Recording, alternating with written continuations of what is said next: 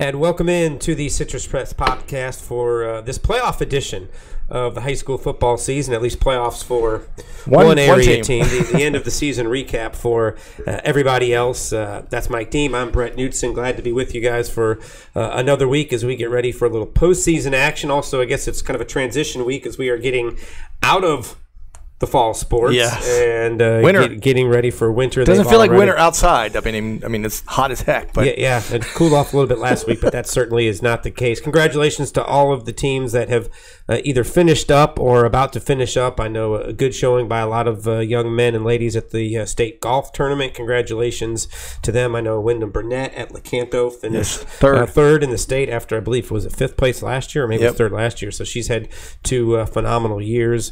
Some individual performances, very good. I know we've got a cross-country district championship, and also congratulations to Jacob. He is signed to run at USF.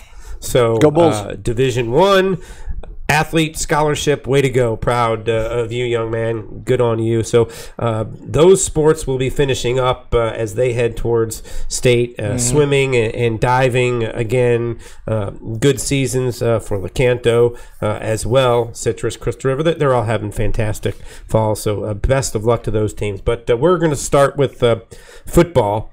And I guess put a bow on it for a couple of area teams. Lecanto closed out the season Friday night on the road, and they picked up a victory.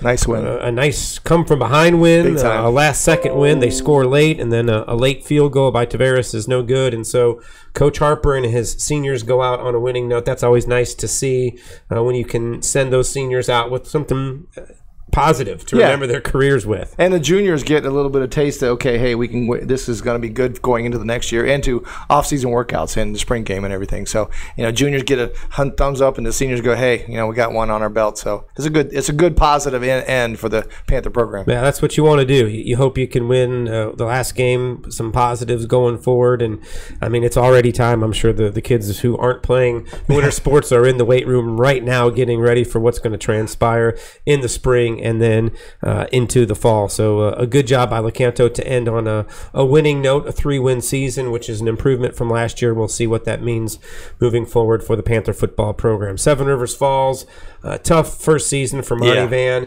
and the Warriors. We sort of chronicled, what has taken place with the transition from head coaches. Got there late players. Too. Yeah, he got there late. Wasn't able to be there for a lot of spring. So, a lot of things stacked against the Panthers. But Coach Van, a very positive man. I think that the players enjoy playing for him. We'll see how things move forward. Again, we've talked about it with Seven Rivers. It's a numbers game. They've got to increase the numbers to help their depth and to be better moving forward. He's going to walk the halls this year, during the whole school season now and start picking out people. He does have some key athletes that are coming back, so that's going to be nice. Quarterback, I think, is one of them that they rotated in and out a bunch of guys. He's got some juniors that had some playing time and some even younger players. You mentioned his son is an 8th grader, got some time at quarterback, so we'll see what happens with them. Interesting week for Citrus High. They lose their final game of the regular season to what is a very good Lake Weir team. Lake Weir headed to the playoffs, so congratulations Knox to them. Robinson, a good coach there. Yeah, and I know they've got a couple of assistant coaches that pay attention to what we're doing, and we appreciate it, guys. Thanks, you. Congratulations to Lake Weir. Great season for them. And I know I talked to Coach Varnadore a few weeks ago, and he mentioned something was happening, and he announced it this past weekend that he is resigning, going to become a youth minister. And he mentioned it straight up to me that it started before the season with the passing of Alec McMurray. Just kind of spoke to him a little bit. An opportunity came up. He thought about it, prayed on it, and this is what he thought. He said, I know I'm supposed to be around kids. I know that's what I'm supposed to do, but it's a different look. Yeah. And so he said that this is what I'm going to do now. And so that leaves an opening at Citrus High. And we've talked about it before with the county schools. The turnover at the head coaching position can set you back. Yeah, when you think Greg Harper's been there 4 years and he's the dean of the high school, high school coaching ranks, and you got a turnover that quick, that's a hard thing for the kids to recognize. Yeah, it is. And so, first of all, best of luck to Coach Varnadore. Definitely. A lot of fun to deal with. A really good guy, always been nice to us. So wish him the best of luck as he starts his new endeavor beginning of December. And so that means the search is on for a new head football coach at Citrus. Didn't take very long to kind of just listen and hear what people were saying, and you heard a couple of names come up. I did talk to the one of the guys that I first heard as a possibility, and it makes sense, and that's Bill Varnadore, who is the now athletic director at Weeki Wachee, the former head coach at Hernando, took the Leopards to the postseason a year ago. I talked to him yesterday, and he said, absolutely, I'm interested in that job. He said, I've thought about Citrus as kind of one of those schools that fits what I do. The culture, the athlete, what they do fits with the style of offense and defense that I run. And so he's a somewhat old school, like Green was. Very similar in that kind of situation. You saw that he was able to sort of retool Hernando, run that offense, and have a tremendous amount of success with Hernando, getting them to the state playoffs last year. I think it makes a lot of sense because I think it's the kind of guy, the style, everything that fits with what Citrus High football has been. That doesn't mean it's going to happen. No. There's all sorts of things, and Coach Varnadore said, there's a lot to go before we even get near that point. I mean, Citrus has to post the job. They will have to look and see who's all interested and go from there. But they have to do due diligence. Yeah, you got to post the job, and you got to interview. Varnadore's been here so long in this area, geographic area, and so he knows the kids, the type of kids that come from this area, and how to recruit. Honestly, in the halls of a school that doesn't push a lot of kids to athletics and football especially. Yeah, and just thinking about it, if you're trying to create a really good candidate as a head coach for really any of the county schools, I think you would love to have head coaching experience. Yep. Obviously, Varnadore has that and more so. You would love to have somebody that understands what you're getting into in terms of the type of athlete you're going to coach. A coach from the Orlando area, from Miami, Fort Myers, Tampa. Not to say they can't do a good job, but you're going to be dealing with a different kind of athlete. You're going to be dealing with, maybe a different style of offense that you have to run, and it fits. But, there are other places where you think there are sure fits and it doesn't work out. I think it would be a really good hire. I totally do agree with you. For Citrus. Don't know if it'll happen. I mean, right now, it's less than a few days since Coach Varnadore resigned, but in a golf term, I think Varnadore would have to be the leader in the clubhouse right now. There you go. It doesn't mean somebody doesn't make some sort of good way to put it. But we'll see if that goes. Remember, he is the AD at Weeki Wachee. He's not a football coach right now. Tons of experience. He obviously knows Coach Bishop at Citrus and the administration and everything that goes into it. So it does make sense, but we'll see whether or not common sense is not always common. Yeah, that's true. But, sometimes if it does make a lot of sense, it'll work out. Hopefully. So we'll let you know as that hiring process moves on. I'm sure Citrus would love to have something done, before we get to the second semester in the new year, and we'll see how quickly they can get that in place. Definitely. So the end of the year for the Hurricanes. So that takes us to the state playoffs, and Crystal River High School, who was off last Friday night. Their season ended. Their bye was the 11th week, and they had to sit and watch the scores roll in, and as we'll see in just a minute, they did not appear very worried about whether or not they were going to get in the playoffs. Right. The numbers sort of, said they were going to get in. It was where they would be seated and how that would all work out. The only thing that really surprised me with the point standing was there was a three-way tie for first. I mean, Nature Coast, North Marion, and Zephyrhills all were tied for the top spot. Then they went through the tiebreakers. Nature Coast gets the top seed. Zephyrhills falls to number 2 as undefeated. And 3 teams from 5A7 make it. No teams other than the district champ from 5A8, where Zephyrhills is, made it. So that says something maybe about the district that they play in.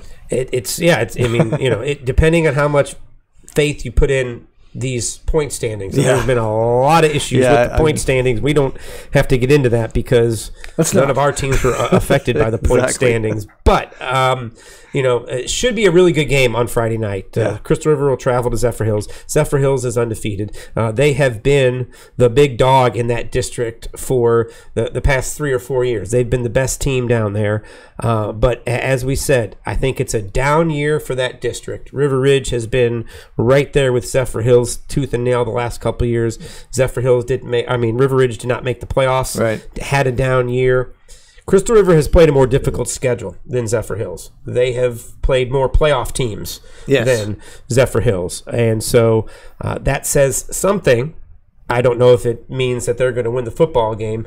They're going to have to deal with a very athletic Zephyrhills bunch. I agree with that. And I looked, was researching Zephyrhills a little bit. The Bulldogs have been, this is their 5th straight year that they've been in the playoffs. So they've got some experienced players there. And then some of the experienced players that were last year, and actually I looked up when they played Crystal River, and they did play Crystal River in the spring game of 2017. And 4 of the players that are on the wide receivers and the running backs, they played on that game. And it was a 43-21 win for Zephyrhills. But the issue is that 22 seniors are on this club out of 45 players. That's half. That's almost half the players. So you've got some really good experience, and these guys have been in tight situations. They played in playoffs. They played in key games. They went 10-0 this year. They haven't lost. Head coach Nick Carroll's got them kind of very balanced team. From a standpoint of they average about 300 yards a game, but it's like 157 and 143 passing yards. They do it very well. The kid that is the quarterback now, Doug Crawford, he's a senior. 68, 94, 10 yards, 1,000 yards passing. He's got 17 TDs. He's got 133% quarterback rating.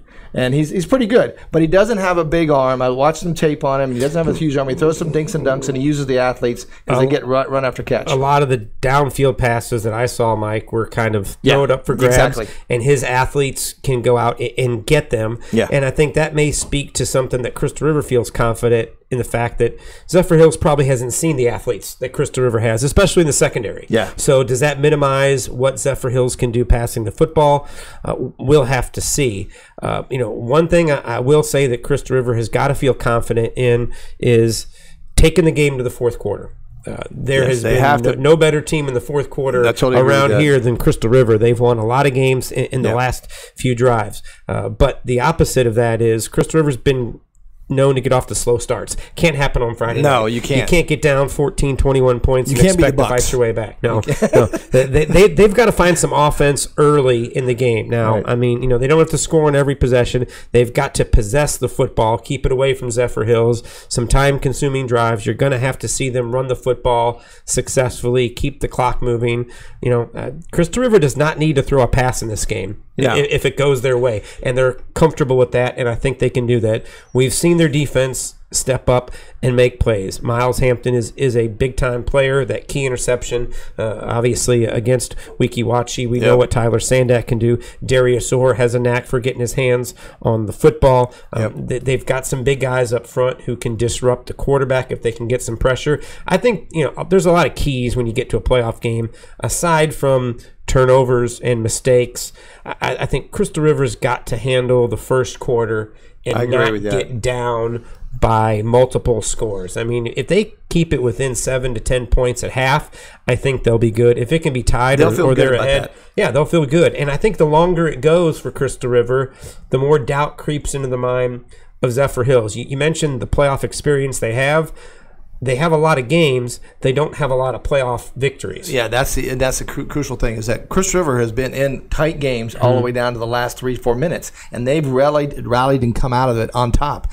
Not sure the Zephyrhills were able to get that. They beat a lot of people with the double-digit figures, and they, going into their playoffs, they won a couple, but they've lost big time at the second level. So they've got athletes. Their athletes are pretty good. The wide receivers 6'2", 6 foot. So Jaden Williams and DeAndre Parker, who are the 2 athletes that are on Crystal River, are going to have their hands full covering them. But Noah Bresson also has to be. He's got to be big. and we mentioned Darius Orr. It will be a cover guy in the secondary. He's going to have to get the job done. And, it'll be interesting. We saw kind of a little change at quarterback against Weeki-Wachee for Crystal River. We'll see what they do in that position. But you're right. It's going to be on, the two guys that have carried the offense for them, all season long, Jaden Williams and DeAndre Parker. They're going to have solid games. They're going to have to break one or two of those big runs that we see them do just about every game. And the defense is going to have to play really good. But this has got the potential to be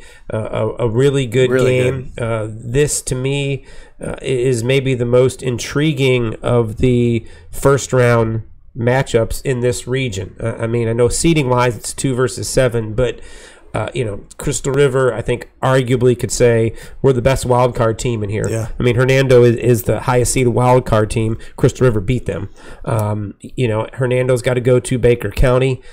This is not the Baker County team from a year ago, nowhere near as talented. I think Hernando's got a great shot at winning that football game up there. I don't think Nature Coast will have a problem at home.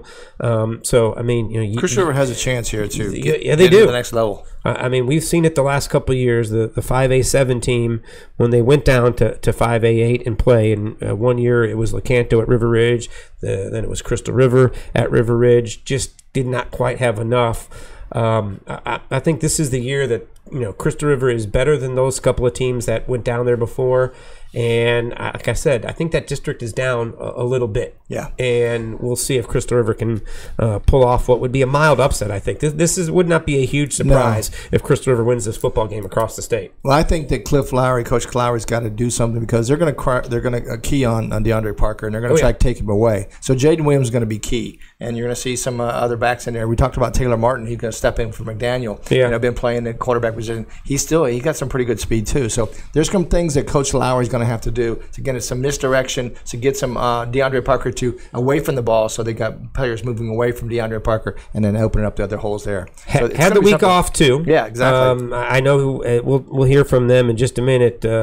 Coach Lowry mentioned they went out and got the luxury of scouting Friday night. Yeah. They went to North Marion and they went to Zephyrhills because they were pretty sure, and they didn't need to see Nature Coast obviously because they'd already played them. But they got to rest and they got to get a good scouting report while Zephyrhills had to play. Does that matter this time of year? I don't think a week off makes a huge difference. But if you got some guys who are beat up, it can help you a little bit, and you got some extra time because I guarantee you last week when Crystal River was going through the practice in a bye week, there were some things that they talked about that they knew they would do against either North Marion or Zephyrhills, and that helps. This is got some things in the bag. Yeah, absolutely. This is what Crystal River had to say as they were preparing for Friday night's playoff game. The Crystal River football team had the week off after finishing the regular season with a comeback win over Weeki-Wachee to finish 8-2. But if you think they sat back and worried about whether or not they made the state playoffs with the announcement on Sunday, they say no way. They were confident they were going to be in. We felt really confident after winning against Weeki-Wachee that we had secured a spot in the postseason. We actually split up our staff on last Friday and had some coaches go watch North Marion and some coaches go watch Zephyrhills Pasco. We didn't know exactly for sure certainly where we would fall, but we did feel confident we were going to have a chance to play on November 9th, and sure enough, we are. Yeah, I just trusted Coach Lowry. So we're going to be in the playoffs if we get the win, and we did that. We got the win, so I didn't really pay attention to the statistics. I'm not really a numbers person. I just was focused on getting the win, getting in, and getting out. We were pretty confident. I thought we'd be seated a little higher, but it's okay. 7 seed's not bad. At least we're in the playoffs. Gives us a shot. The Pirates will hit the road for the first round of the state playoffs on Friday night as they head to Zephyrhills to face a powerful team that is lighting up the scoreboard, averaging 38.7 points per game. Yeah, they got some athletes that can beat us on the perimeter. We got to just make sure we wrap up, and like we say every game, be defensively sound, go 1-0, and everybody fly to the football, 11 halves to the football. Every team that's been put in front of them, they've been able to beat. So a lot of credit towards them. I believe they're averaging close to 39 points a game and just giving up under 9 a game. So it's a quality football team.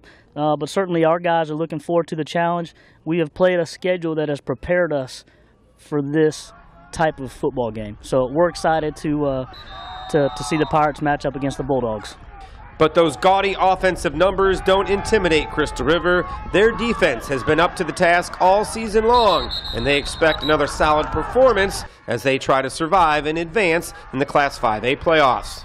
We've used a formula all year that's been successful for us. Not perfect, but very successful for us. And we're not going to try and be anything different than what we are. We're going to try and play excellent special teams, stop the run defensively, and run the ball on our offensively, obviously, for us. That's a key to us controlling the game at the line of scrimmage on both sides. We play every game, hopefully the same. We got to get hyped on defense, fly around. If we got dudes flying around, those dudes can make plays and it just goes from there. We're very confident. We're very confident. Coming off a big win last week for defense. We had the pick 6 by Miles. Just wanted to make sure we do that same thing this week. The intensity's higher.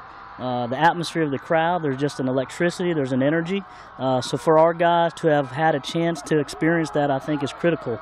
And to their credit, Zephyrhills has had a chance, number of players who experienced postseason last year. So I think in terms of both teams, that's probably a wash, but it should add to the quality of football I think that's played. Not a lot of nerves, I don't believe, on either side of the ball, so should settle down quickly and just get to playing football. Crystal River, baby!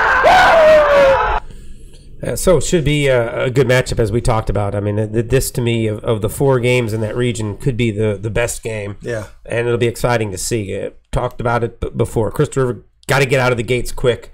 Boy, nice if they could play with the lead. It seems like it's been a while. I don't think they have. Well, it didn't happen against Weeki Watch. I mean, they obviously took care of business against Lecanto and Central, which was, Central's easy. Yeah, it wasn't a good year for the Bears. But fascinating matchup. As we said, you would assume Nature Coast is not going to have much of a problem as they open up the state playoffs. They would take on the Hernando Baker County winner.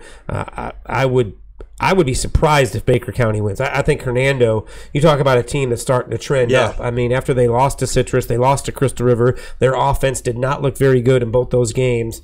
They've got things going in the right direction. Maybe snuck up on people in the point standings and got to that number 5 seed. And the reward, like as I said, is a trip to Baker County. That's not a fun trip, but this is a Baker County team that is not what they were a year ago. So I think there's a great opportunity. I mean, it would be wonderful to see if you had Nature Coast, Hernando, Crystal River, and then throw North Marion in the mix. That would be awesome. 4 schools in the regional semifinals right around here. It could happen. It could conceivably happen. So, let's hope for that. Yeah, that would be nice. So, Crystal River fans, I'm sure we'll be heading down to Zephyrhills on Friday. We will have highlights and post game of that up on YouTube as we get you cover the best we can for the playoffs, and hope it's just the beginning of a deep playoff run for Crystal River. It's been a while since a team from around here has won a state playoff game, so this one I think is right there for the taking for the Pirates. It is, and we hope that we wish them the best, and we'd like to. You have highlights coming up.